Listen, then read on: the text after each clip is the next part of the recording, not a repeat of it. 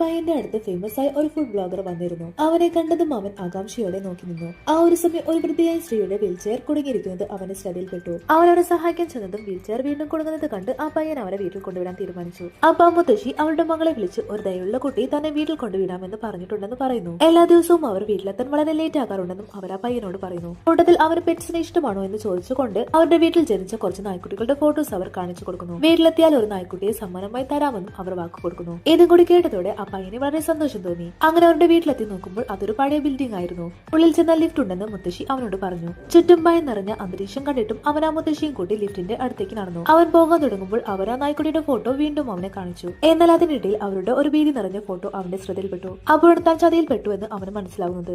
അവൻ ഓടാൻ തുടങ്ങുമ്പോൾ അവർ അവന്റെ ബാഗ് പിടിച്ച് വീൽചെയറിൽ നിന്നും എഴുന്നേറ്റ് നിന്നു. ആ സമയം ലിഫ്റ്റിൽ നിന്നും കുറെ ആളുകൾ അവനെ പിടിക്കാൻ വേണ്ടി പുറത്തേക്ക് വന്നു.